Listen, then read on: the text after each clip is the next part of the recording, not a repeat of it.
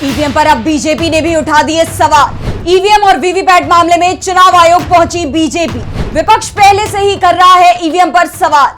EVM को लेकर सवाल उठ रहे हैं। अभी तक तो इंडिया गठबंधन के नेताओं की तरफ से ही ईवीएम पर सवाल किए जा रहे थे, तो बीजेपी ईवीएम का बचाव कर रही थी। लेकिन अब बीजेपी नेता ही ईवीएम पर सवाल उठाने लगे हैं।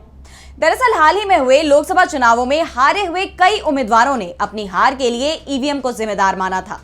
करीब 1 दर्जन उम्मीदवारों ने चुनाव आयोग को आवेदन देकर ईवीएम वीवीपैट की जांच की मांग की है। और सबसे बड़ी बात तो यह है कि इसमें बीजेपी के नेता भी शामिल हैं।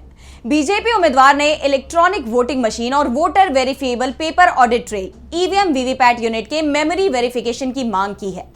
बता दें कि लोकसभा चुनावों के दौरान 26 अप्रैल के अपने आदेश में सुप्रीम कोर्ट ने सभी ईवीएम वीवीपैट पर्चियों के मिलान की अर्जी खारिज करते हुए कहा था कि मतगणना के 7 दिनों के अंदर उम्मीदवार प्रत्येक विधानसभा क्षेत्र के अधिकतम 5% ईवीएम मशीनों की जांच का आवेदन चुनाव आयोग को दे सकते हैं। कोर्ट ने यह भी कहा था कि ऐसे आवेदन केवल दूसरे और तीसरे नंबर पर आए उम्मीदवार ही दायर कर सकते हैं। 1 जून को चुनाव आयोग ने इस दिशा में निर्देश भी जारी कर दिए थे। आयोग के निर्देश में ही कहा गया था कि प्रति ईवीएम मशीन के सत्यापन की लागत 40,000 रुपए के साथ जीएसटी का भुगतान करना होगा। अगर सत्यापन के दौरान ईवीएम में गड़बड़ी पाई गई तो ये रकम उम्मीदवारों को वापस कर दी जाएगी।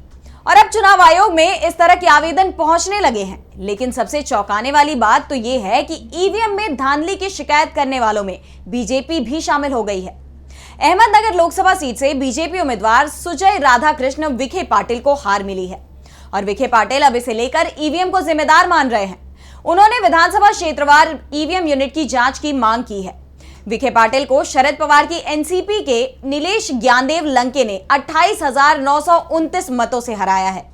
वैसे अधिकांश मामलों में शिकायत विपक्षी दलों की तरफ से ही की गई है, लेकिन बीजेपी उम्मीदवार की शिकायत के बाद यह साफ हो गया है कि बीजेपी को भी ईवीएम पर भरोसा नहीं है।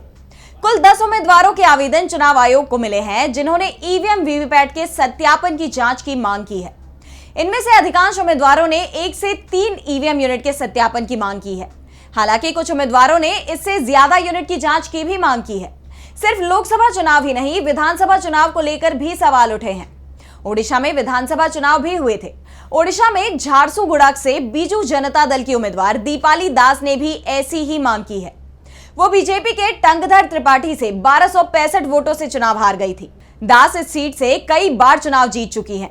उन्होंने करीब 1 दर्जन ईवीएम वीवीपैट मशीनों की जांच की मांग की है। उन्होंने कहा कि कुल 19 राउंड की गिनती में 15वें राउंड तक वो आगे चल रही थी, लेकिन अचानक आखिरी 2 राउंड की गिनती में वो पिछड़ गई। ये उन्हें रास नहीं आ रहा है। दास ने 13 मशीनों के सत्यापन की मांग चुनाव आयोग से की है। साफ है, जिस तरह से ईवीएम और वीवीपैट को लेकर उम्मीदवारों के मन में शंका दिखाई दे रही है।